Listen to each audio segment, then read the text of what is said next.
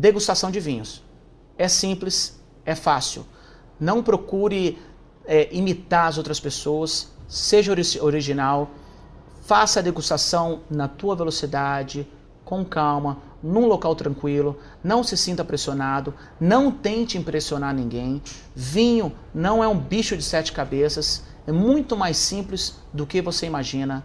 Vinho é feito, como eu falo, para unir pessoas, não para separar. Água separa continentes, vinho une continentes, une pessoas. Valendo sempre lembrar que quando você estiver fazendo uma degustação, ou mesmo tomando vinho em casa, no restaurante, nunca esqueça de ter uma água do seu lado. Uma taça de vinho, uma taça de água. Eu prefiro, no caso, da água com gás. Por quê? Ela limpa o meu paladar e ela me prepara para o meu próximo gole de vinho. Limpando ele, eu sinto um pouco melhor o sabor. Bom, o retrogusto, como eu te falei, é aquela sensação ou sabor que fica na boca após a ingestão do vinho, ou no caso de degustação profissional, após você ter cuspido o vinho.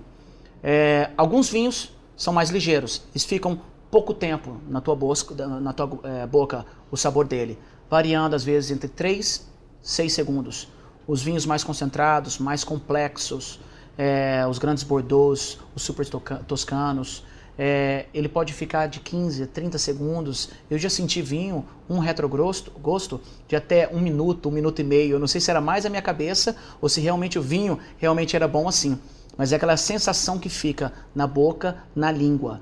E espero que ela seja agradável, porque se ela for desagradável, pode tirar fora que aquele vinho não é bom. Não que ele agrade ao teu paladar, muitas vezes ele não agrade ao teu paladar, mas ele é um vinho bem feito, bem elaborado, de qualidade. Mas somente você que não se adaptou a ele. O que você sente é o quê? São os taninos, são as frutas que vão mudando as características. Normalmente começou com frutas vermelhas, no retrogosto você sentiu frutas mais maduras, como amora. Enfim, retrogosto é isso. Não tem muito mistério, não tem muita invenção, não tem muito enrolação. Fora o retrogosto, o que você sente é a acidez que pega nas laterais da língua, é o tanino que você sente no fundo da língua e é o residual de açúcar ou a doçura que você sente na ponta da língua. Alguns vinhos também têm uma característica meio salgadinha que você vai sentir também na lateral da língua. E como eu te disse, os sabores se sente com o olfato, não com o paladar. Paladar, acidez, salgado, doce e amargo. No caso da espumante, a degustação dela é mais simples. Por quê? Você não vai gargarejar o vinho na sua boca, você não vai conseguir sentir muitos aromas nele, porque do próprio formato da taça, que é muito mais fechada, as bolhas, que são mais concentradas, que existem gás carbônico, o que dificulta um pouco a degustação dela. O que você vai fazer no espumante é simplesmente sentir o cheiro dela. No caso do champanhe, do espumante, que é feito pelo método champenoise, que é um método que foi criado na França, em Champagne, você vai sentir os aromas mais queimado, de levedura, de chocolate, diferente dos vinhos espumantes normais que não passaram por esse processo. Você vai pegar talvez aromas mais tropicais, banana. E tudo isso que eu estou falando, na verdade, é algo que está vindo na minha cabeça. Não quer dizer que existe aqui dentro isso, não foi colocado banana, não foi colocado baunilha aqui dentro, ou tabaco. São moléculas que realmente existem dentro do vinho, que elas aparecem depois do processo de fermentação e que existem as mesmas moléculas em algumas frutas. Por isso que o grande lance é o quê? Você trabalhar com a sua memória olfativa. Lembra da sua infância. Sei lá, da torta de maçã que você comia na casa da sua avó quando você tinha 5 anos de idade. Lembra do bolo de chocolate que tua mãe fazia quando você tinha 12 anos. Ou daquela macarronada com carne moída. Ou dos morangos que você colhia. Enfim, tudo vai depender da tua memória. Por isso que eu falo, eu morava nos Estados Unidos, aprendi enologia lá e estudei. As frutas que existem lá não existem aqui. Eu pegava muito mais banana, maracujá, mamão, frutas tropicais do que eles. Eles sentiam o quê? Strawberry, que é cereja, que é outro tipo de morango, frutas que Eu nunca tive contato, então é difícil fazer esse tipo de comparação. Então vai na sua. Não importa o que o outro fala, se ele achou que tem chocolate, você acha que tem baunilha, que tem banana, vai na tua baunilha, vai na tua banana e confia no teu olfato, no teu paladar. Então, o vinho espumante é muito simples, é cheirar, ver as bolhas dele, como que elas são. Quanto mais finas, maior a qualidade, porque o processo de fermentação e de ganho de gás carbônico, quanto mais lento ele fica, que é no caso do champenoise, mais concentrada a bolha fica, mais fina ela fica, porque ela ficou mais tempo na garrafa ou no tanque. Então você olha, vê se as bolhas são persistentes, são grandes ou são pequenas. Cheirou, degustou e toma sua opinião. Como eu disse, não vai para a opinião dos outros. O espumante, ele é uma coisa bem mais fácil de ser degustada, de ser tomada, agrada a todos os paladares, principalmente ao paladar feminino, porque ele não tem muito álcool, é uma bebida bem leve, festiva, de comemoração, de alegria, de festa, literalmente. É uma bebida que acompanha um brunch num dia de sábado, dia do domingo, qualquer tipo de comida, um dia de calor ou do lado ou na piscina. No caso do vinho branco, o que você vai fazer? Mesma coisa, dá uma girada na taça, diferente do vinho tinto, do espumante. Para quê? Para liberar os oxigênios, as moléculas se quebrarem e liberar os aromas dele. Mais uma vez, tem vários tipos de técnica. Eu já aprendi a técnica onde você pega, gira a taça e dá leves respiros dentro da taça. Esse é um tipo de técnica. Tem uma outra que você vai girar a taça e você vai respirar profundamente. Gira novamente. E cheira novamente. O que você procura no vinho branco? Claridade. Por quê? Porque não é um vinho que teve contato com casca, nem semente, nem nada. Então ele tem que ser um vinho claro, limpo. Você tem os vinhos que são mais amarelados, que depende do quê? Da uva e da fermentação. No vinho branco, tem dois tipos de fermentação. Fermentação normal e uma que chama ML ou malolática, onde eles transformam os ácidos málicos em láticos, que é aquele mesmo ácido que você encontra no leite. Por isso que o leite tem aquela cremosidade, aquela coisa de uma manteigada. Normalmente esse tipo de fermentação você vai encontrar em vinhos Chardonnay.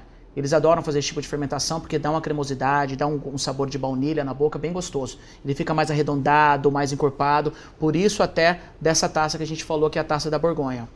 Bom, você cheirou, olhou, claridade. Aqui a gente até que não está com as luzes ideais, porque tem que ser luzes mais claras, onde você normalmente coloca a taça sobre a luz, olha, ou então sobre um papel branco. Você pode colocar em cima da mesa, encosta só a taça por aqui para poder ver. Olha como que você consegue perceber muito mais facilmente a cor dele, a claridade dele. Viu? Você não está destoando, não tem nenhum objeto voando aqui, a não ser o vinho que está aqui. Se está claro, como que ele está. Depois, cheirou, último processo, o melhor deles.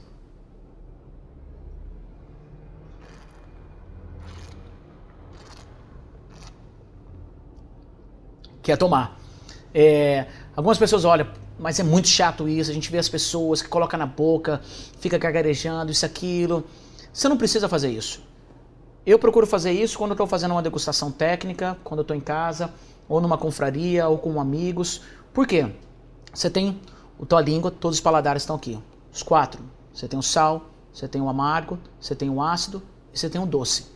O que você quer? Você quer que esse vinho ele entre em contato com todas as áreas da sua boca. A língua, na frente, do lado, atrás, inclusive a bochecha, o céu da boca, tudo. Porque cada parte dela você vai sentir um tipo de sabor, um tipo de aroma até. Não pela boca. Pela boca, somente 4.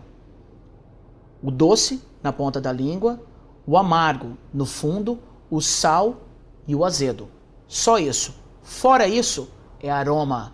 Não existe gosto de banana, é o aroma da banana, porque ele entra aqui e ele vai sair pelo seu nariz e é onde você vai sentir aquele sabor. É por isso que quando você está gripado, você acaba não sentindo gosto de nada, de comida, de bebida, de nada.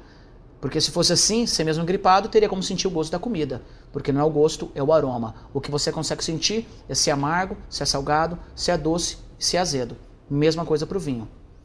Bom, eu acho que o vinho branco dá bem esclarecido. No caso do vinho rosé, mesma coisa, pegou a taça, observa a claridade dela, se quiser, coloca sobre um papel branco, vê se ela está clara, qual o tipo de cor que ela tem. No rosé não tem muito o que se esperar. O que você consegue observar no caso desse, que é um rosé um pouco mais concentrado, você pode tentar chutar a uva que ela é feita.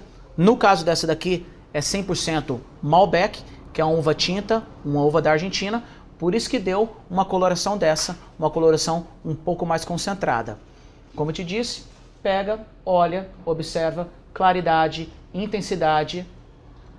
Tá certo? Tá destoando dos rosés que normalmente você conhece? Porque o grande lance é esse, é comparação. Você compara os vinhos com os vinhos que você conhece e com os vinhos que você já tomou. Esse caso é um rosé bonito, uma coloração bem rosada, bem intensa, bonito rosé. Pegou, mesmo processo, gira a taça para poder liberar os aromas e os sabores. Os sabores não, você vai sentir depois. Os aromas dela, pegou.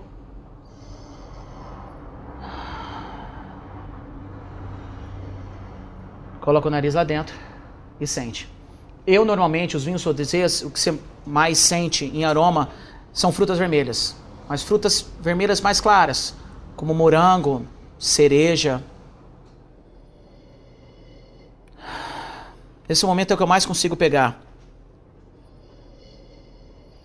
Alguma coisa de tropical, eu não estou conseguindo identificar realmente o que é. Enfim, sentir o cheiro, tenta lembrar, recordar da sua infância, do que você gosta, do que você provou, do que você comeu, do que você bebeu, do que você cheirou e compara com o que você está cheirando agora. Cheirou? Legal, corresponde, é agradável, não está um cheiro desagradável, não tem nenhum tipo de problema. Legal, vamos provar.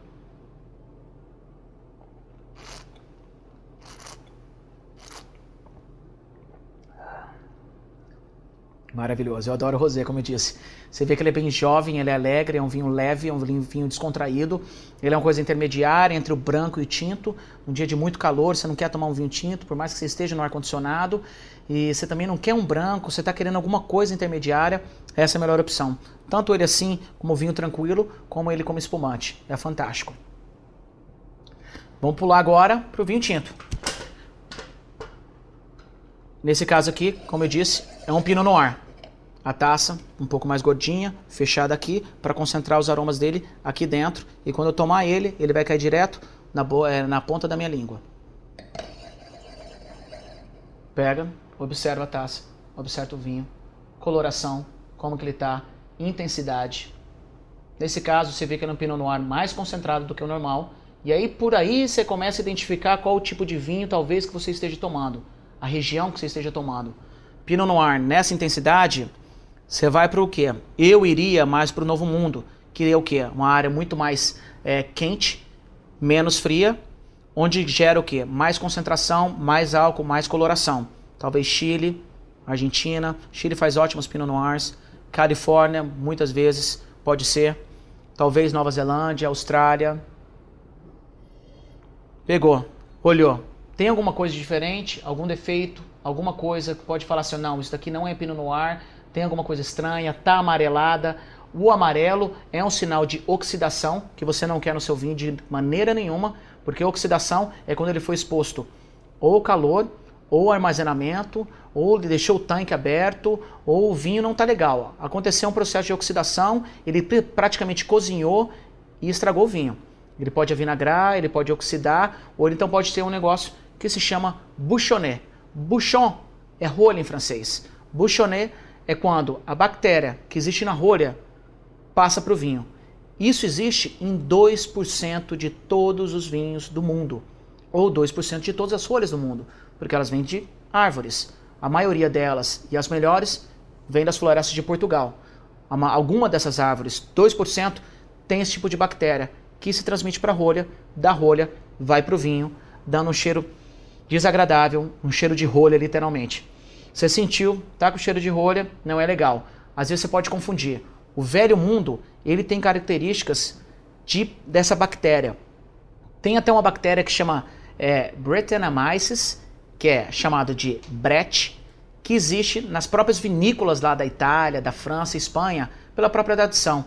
Eles trabalham com vinho há mais de 5.000 anos. As vinícolas são milenares e eles não têm o mesmo cuidado com a limpeza e a higienização e já faz parte da cultura daquele vinho, do processo dele. E aquela bactéria está dentro do vinho, está na vinícola, mas está ok. E a gente está acostumado com aquilo e não quer dizer que é um vinho ruim, muito pelo contrário, para mim é um dos melhores vinhos. Bom, olhou, claridade, intensidade, cheiro. Nesse caso, quanto mais escura a uva ou o vinho, você começa a puxar para frutas, se você quiser identificar, mais escuras. Não só o morango, mas uma ameixa, no caso do vinho branco, talvez um damasco, mas coisas mais escuras. Quanto mais claro, frutas mais claras, um pêssego, um abacaxi, uma banana, no caso do vinho branco. Cheirei. Vou girar mais uma vez.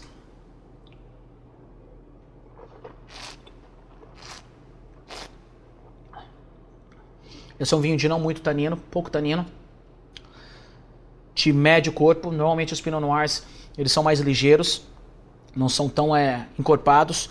O corpo, como eu disse, essa intensidade vem da casca. O que é interessante, uma técnica bem fácil de se comparar, é você comparar o vinho com leite. Leite desnatado, semi-desnatado, leite integral.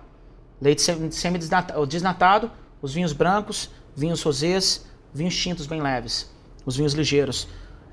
Um leite semi-desnatado, talvez um Sangiovese, um Barbaresco, dependendo também da região e da uva.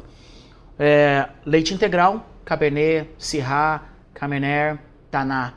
É o volume e o peso que você sente na boca. Compara com leite, mesma coisa. Toma um leite integral, como que ele fica na tua coisa mais pesado do que o leite desnatado. Para o vinho, a mesma coisa. O que você sente é a acidez, que pega nas laterais da língua, é o tanino, que você sente no fundo da língua, e é o residual de açúcar ou a doçura que você sente na ponta da língua. Alguns vinhos também têm uma característica meio salgadinha, que você vai sentir também na lateral da língua. E como eu te disse, os sabores se sente com o olfato, não com o paladar. Paladar, acidez, salgado, doce e amargo. Agora a gente vai para o nosso último vinho, que é um Cabernet Sauvignon. Vamos fazer a mesma coisa. Girar, olhar, ver se que você está enxergando agora naquele vinho, a cor dele, a intensidade. Algumas pessoas se atentam às tais pernas. Eu não me atento muito. A única coisa que quer dizer a perna é o teor de álcool que tem o vinho. Quanto concentrado ele é. Isso pode te dar um sinal para levar a imaginar num teste às cegas qual o tipo de uva, qual o país de origem. Mas isso é só o começo, é muito difícil. Não quer dizer a qualidade do vinho é melhor ou pior com aquelas pernas. Até porque depende também da higienização da sua taça. Se você pegar uma taça que você não lavou direito, que sobrou um pouco de sabão nela, a hora que você girar a tua taça, às vezes aquelas pernas vão desaparecer ou elas vão ficar mais concentradas. O próprio cheiro do vinho vai mudar, você não vai conseguir sentir direito. Por isso que é muito importante o tipo de taça que você usa e como você higieniza ela. Normalmente, você deve fazer, que é o mais indicado, água quente e um detergente neutro. Nunca use um detergente com algum tipo de sabor ou aroma diferente. Detergente neutro, água quente, lava até tirar tudo, deixa secar naturalmente e depois você tem alguns panos que são mais apropriados do que os outros, principalmente que não são de algodão, que não tem aquelas felpinhas, aquelas coisas que ficam no pano depois que você na taça, depois que você limpa ela. Esses são os ideais, aquele que tira todo aquele residual e ela fica bem limpa. Se possível, até se você quiser, um pouquinho de álcool lá dentro, dá uma giradinha, depois limpa e deixa secar naturalmente. Bom, Cabernet, o que eu quero? Eu procuro uma cor intensa, que é típico de uma uva Cabernet. As pernas, está mostrando aqui que o álcool dele realmente é elevado, que deve estar em torno de 14 a 15% de álcool, que normalmente tem no Cabernet. A claridade dele é boa, o brilho dele também, mostrando um vinho jovem, porque os vinhos mais envelhecidos, eles vão ter uma coloração um pouco mais amarronzada, amarelada. No caso do vinho branco é mais amarelado, no caso do vinho tinto é mais amarronzada. O próprio nome de um dos vinhos bem famosos na Toscana, que chama Brunello de Montalcino. Montalcino é uma região na Toscana, Brunello é o significado desse marrom, do Brunello, porque ele é um vinho que foi envelhecido durante 5 anos, 3 no barril e 2 na garrafa. Então são características que você busca. Nesse daqui você vai já descobrir que é um vinho jovem, que deve ser no mínimo 2006, 2007, 2008. Eu diria que seria um vinho do Novo Mundo, pela própria cor dele, que é uma cor bastante intensa, um brilho bastante intenso, e ele é um vermelho quase que rubi. E por aí vai. Num teste às cegas é isso, você vai procurando eliminar. Viu as pernas, viu a cor, o brilho, a intensidade, é a única coisa que você está vendo até agora. Você não colocou no nariz, você não provou. Vamos colocar no nariz aí. Gira a taça. Isso é bem interessante, ainda bem que eu lembrei disso até agora. Como que se gira a taça? Eu acho que é o maior medo das pessoas hoje que ir no restaurante ou tá na frente de amigos e não saber girar. E às vezes faz assim com a taça ou tenta girar de uma forma e acaba derramando o vinho na pessoa. Eu aprendi, para mim o jeito mais fácil que tem é você colocar a taça em cima da mesa, aperta ela aqui e vai fazendo movimentos em círculos. Você vai ficando aprendendo com o tempo a melhor forma de fazer esses círculos. Isso vai oxigenando cada vez mais. Depois, sempre segurando na haste do vinho. Nunca segura aqui. A única hora que você vai segurar um vinho aqui e que pode ocorrer é quando você pedir um vinho num restaurante e ele veio mais resfriado do que devia. Se ele veio mais resfriado, melhor técnica, coloca a mão aqui e espera esquentar. A mão tua está muito mais quente do que a temperatura ambiente, vai esquentar aquele vinho muito mais rápido. Depois que você vai aprender um pouco mais, você vai conseguir já girar ele na própria mão, dessa maneira.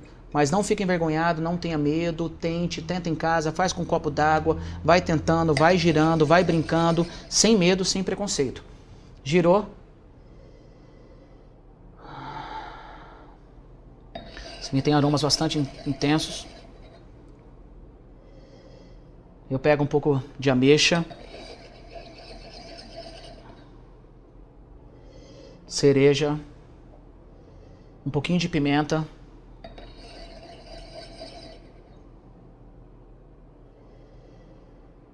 e banana verde. Eu posso estar errado, mas quando você sente esse cheiro de banana verde ou de pimenta, normalmente é um vinho que ele foi colhido não no ponto que ele deveria, mas um pouco antes do que deveria ter sido colhido. E a uva não ficou tão madura quanto deveria. Aí você sente no próprio olfato esse cheiro. Bom, sentiu o cheiro, você vai diminuindo ainda mais, eliminando ainda mais qual tipo de uva, país de origem que esse vinho é.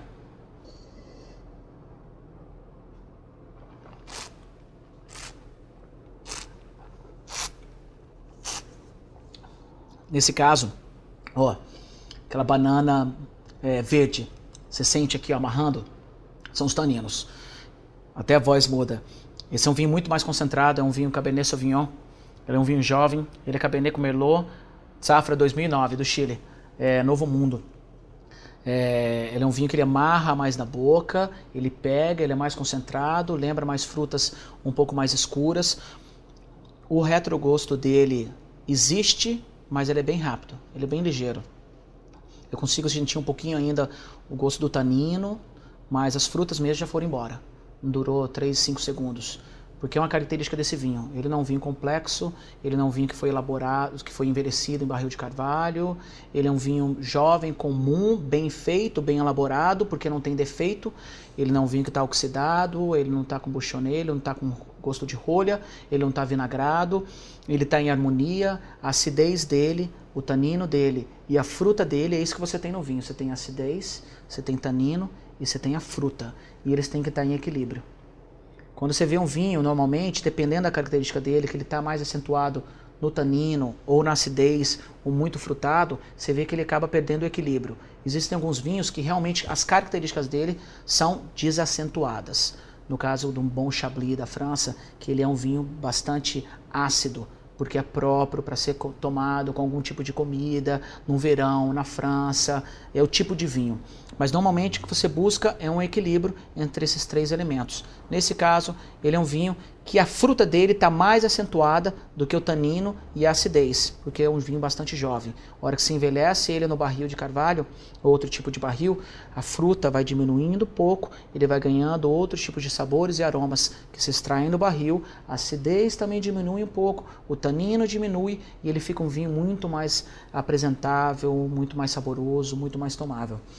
Nosso pequenininho aqui, que é o vinho de sobremesa, o Late Harvest. No caso desse daqui, ele é da África do Sul, até um dos fabricantes que foi patrocinador lá da Copa do Mundo, Nederburg, é uma vinícola centenária lá na África do Sul, fazem vinhos fantásticos. A taça, como você viu, pequena, cotinha, a haste um pouco maior para que você segure nela. Aqui não tem como fazer muita coisa, você não vai pegar e ficar girando ele, porque isso aqui é onda e não tem o que fazer. Você pode cheirar. O que você espera num tipo de vinho desse, por causa do país que eu acabei de ver, que é a África do Sul, que ela tem o quê? Um dia quente e uma noite mais fria. São aromas e sabores puxando para, nesse caso desse vinho, frutas tropicais, como papaya, abacaxi, maracujá, banana. E é o que você pega aqui. É cheirar e sentir o gosto de abacaxi, aqueles doces de abacaxi que minha avó fazia. Banana, maracujá. Por isso que ele é perfeito com sobremesa de frutas, iogurte.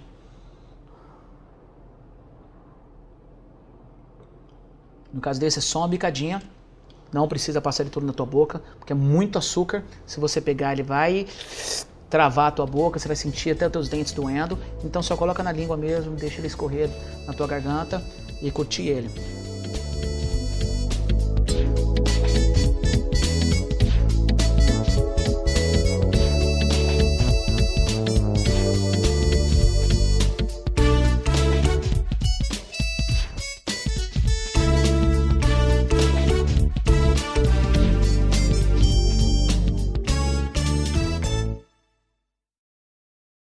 Acesse abaixo para mais informações sobre o curso.